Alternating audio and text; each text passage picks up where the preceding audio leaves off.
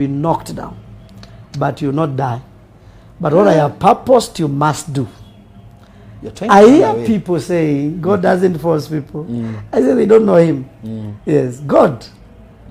He's not democratic. God. Ask Jonah. Yes. Jonah said, I better die. Even Samson. And God said, okay, you better die. He followed him even after, Jonah committed suicide. Yes. Okay. He said, I want to get in here. Yes. You guys help me to do it. Yes. But God still followed him. And the guy still went to preach where God wanted him to preach.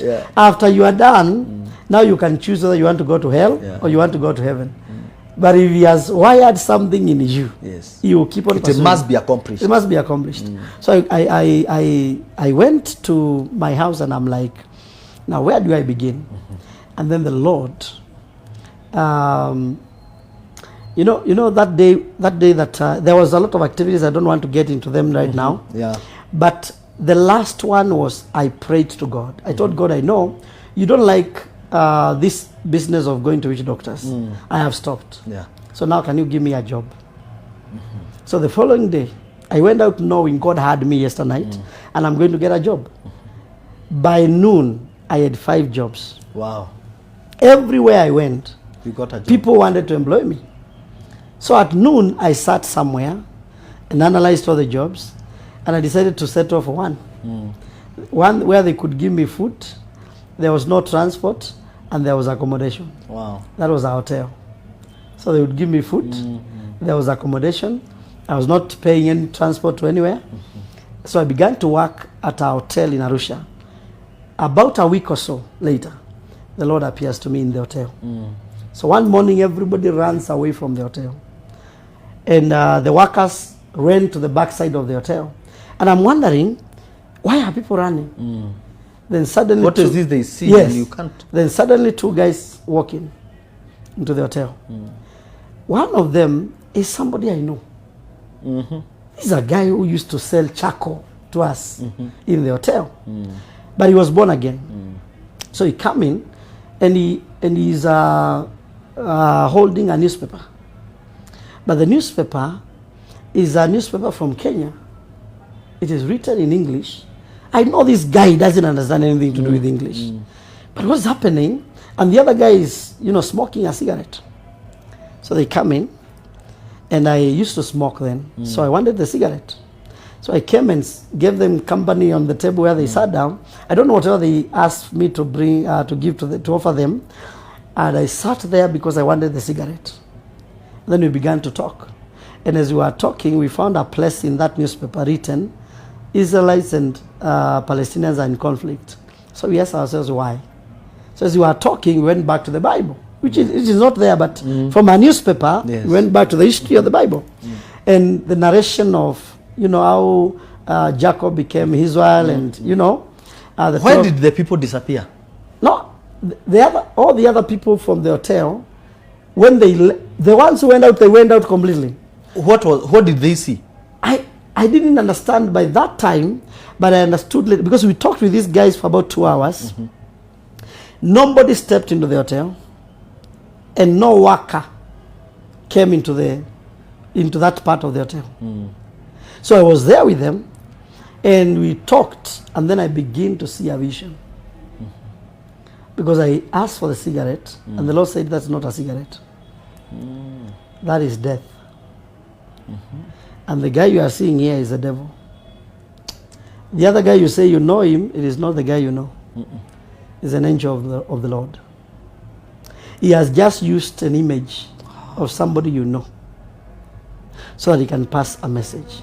So as we were talking, we came to the place where God appeared to Moses in the burning bush. Then something like a veil passes through, before my eyes, and I stopped seeing them. And I began to see the burning bush and Moses and the sheep, Jethro's sheep, and the mountain of the Lord. And I saw the burning bush, and my eyes were captured by the burning bush. And then I heard God speak from the burning bush. And he said, where you are standing is a holy ground. Remove your sandals. And I felt like I was not watching Moses. It's actually like I was in Moses. You are the Moses now. Hearing, yes, what God is saying. Then the vision developed into like I was picked, and then I was placed in the very scenario where God was speaking to Moses. It's like we were taken back to those years. It was happening real time, and I was there with, you know, whatever God was saying, He was addressing me directly. And I stopped to see Moses, but God was still continuing to speak. These guys were still continuing to narrate the story of Moses, but what they say was amplified like 1,000 times. Yeah. And then it knocked on me, you know, with a lot of power. And so we took, you know, it took almost an hour or so in the narration of the story. And then Moses got to the place where he didn't want to obey God. He didn't want to go. And God was wrath with Moses. When he was wroth with Moses, God said, that is the far you have come, refusing my call. And I felt God so angry with me. And the vision disappeared. And I saw these guys. So I woke up.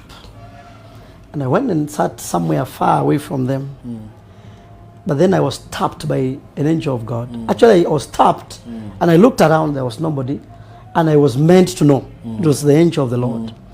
Then I saw above these two guys, there was something like the mirage you see on the tarmac when it's very hot.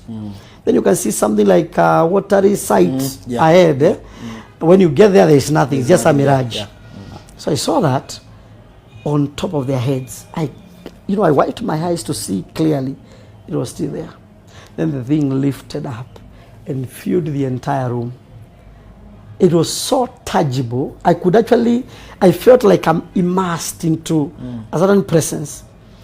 I knew it is the presence of God. But then I'm refusing to obey what God is telling me. I saw this image like a shadow of a man. And, you know, it pulled itself together into an image, a very dark image. And it stood somewhere in the ceiling. Then it descended on me. And it went straight inside and got hold of my heart.